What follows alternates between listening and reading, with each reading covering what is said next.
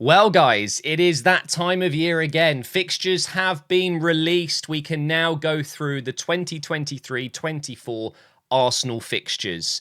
Now, of course, I'm not going to cover every team. I might go through in a separate video some of the key fixtures throughout the season, but today, let's focus on my club's fixtures for the upcoming season. Now, quickly, just a quick kind of conclusion of last season. I think it's fair to say that although getting fixtures in a nice favourable order in certain areas of the season, in certain times of the season is beneficial, ultimately you're playing 38 matches, you're playing the same teams every season, with new players obviously, and I would say that it shouldn't have too much of an impact on the season because you need to be just as good as this at the start as you are at the end, and in the middle you need to be consistent. That is how you win a Premier League title. So I'm not going to go into this video saying, right, we're going to win the league because of April. It doesn't work like that. But what we can pick out is in times like December, where it is incredibly busy, if we get some somewhat favourable fixtures there, it can really help us. And then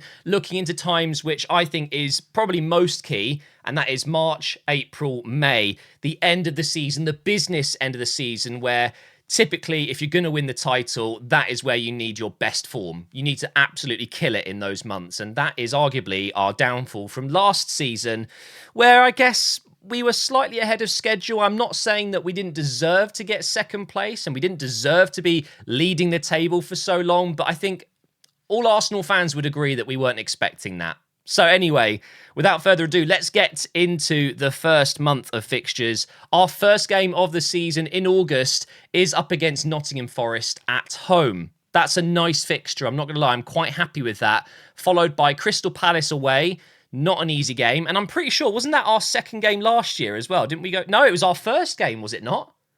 Okay, my mind's going a little bit blank, but we played Crystal Palace away very early, I remember.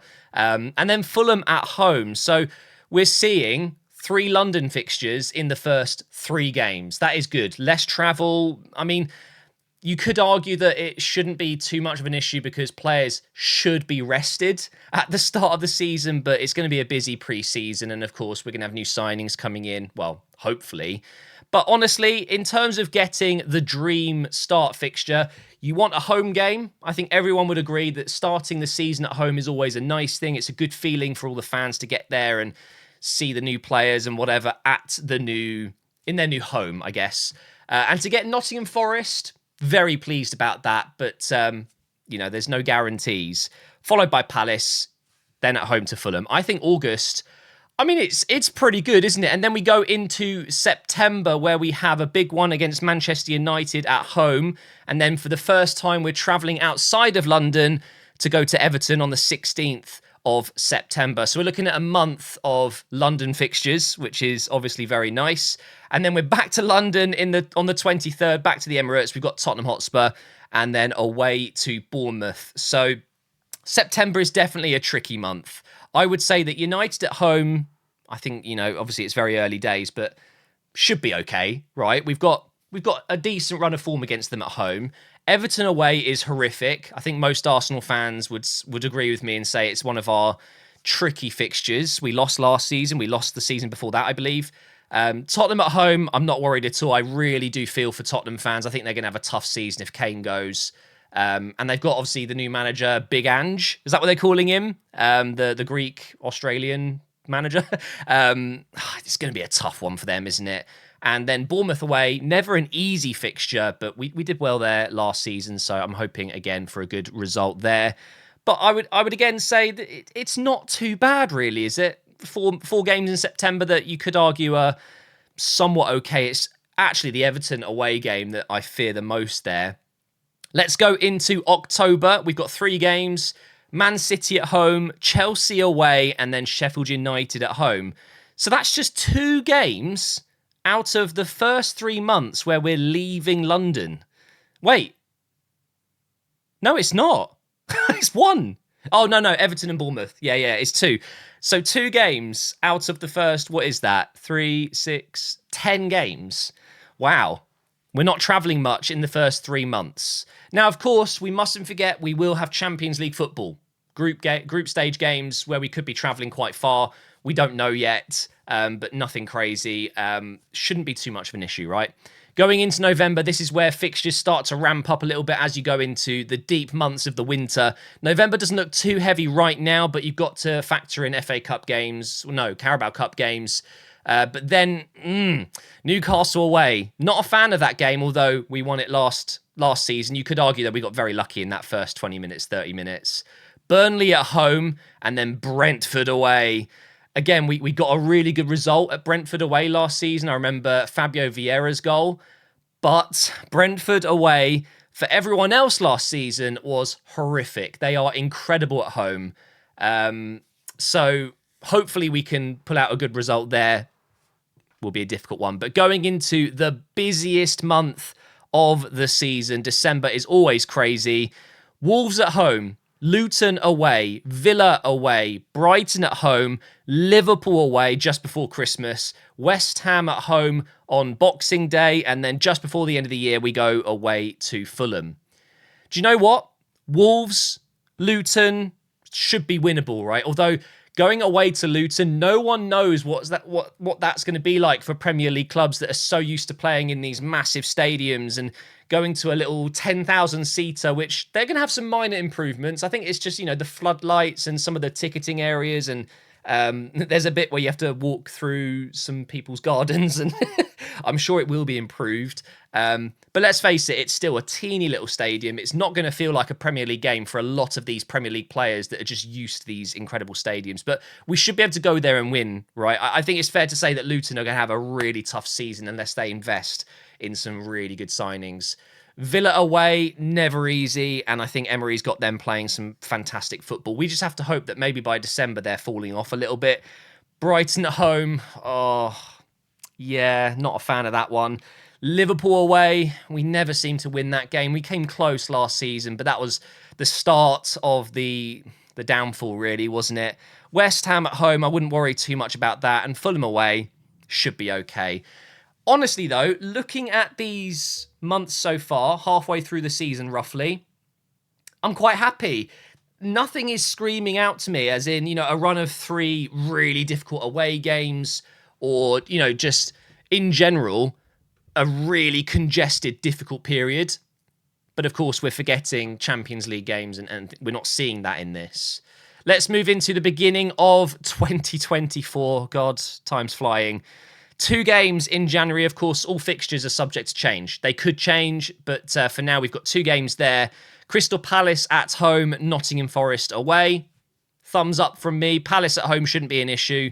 I always think about Mustafi and Zaha.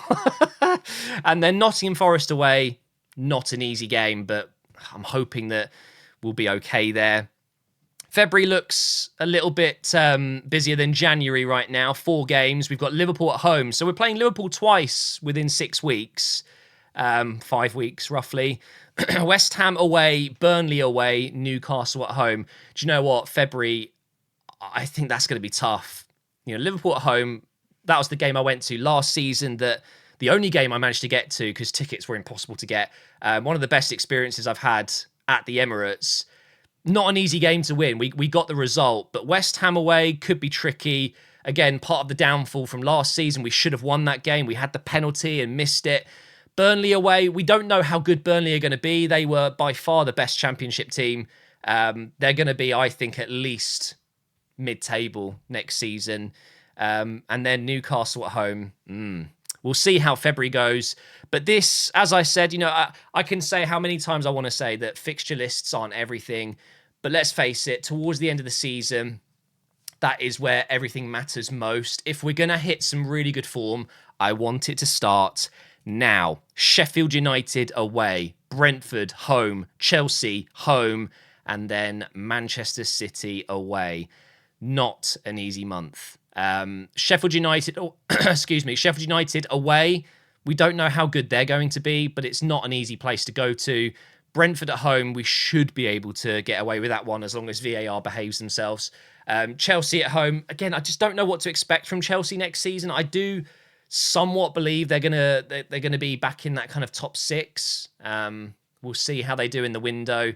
But then Manchester City away. I mean, we could be looking at that game again being one of the most important games because who knows if we're going to be right up there.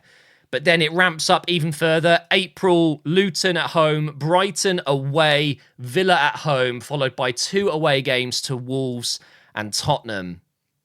I'd take that. It's not the worst it could be. We should beat Luton at home. We should be able to go to Brighton and win away. But they're such a good side. The question is how are they going to fare without Caicedo if he leaves? They've already lost McAllister. Their midfield is going to look very different next season, but they are going to get Dahoud in. They've got Milner coming in, and I'm sure they're going to make some other signings. They've got João Pedro up front. Not an easy game. Villa at home should be okay. Wolves away should be okay. Tottenham away, you just never know what kind of Arsenal is going to show up.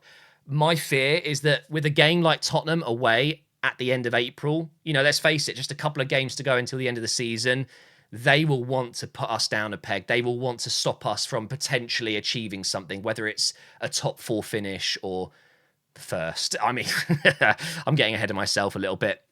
And then going into the final month, Bournemouth at home, then a huge game away to Old Trafford. Imagine if that's the title decider. What if City just have a terrible season? United and Arsenal, like the old days, are at the top. Part of me would actually really like that, but it's not going to happen. I'm very fearful of Manchester United next season. I think they're going to improve even more. Hopefully we will too. And then we finish with Everton at home, which should be another 5-0. We always seem to score 5-ish goals at the end of our seasons.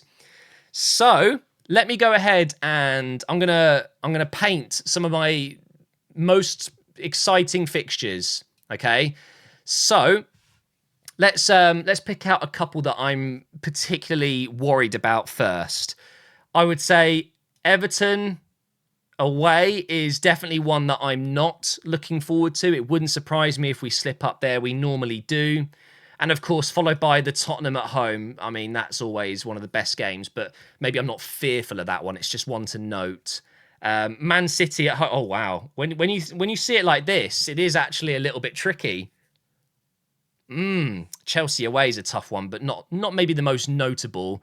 I would then say Liverpool away here is definitely one that I would be watching out for. Probably up next would be the Man City game away. Where's Newcastle away? Yeah, there's another one that I'm particularly not keen on.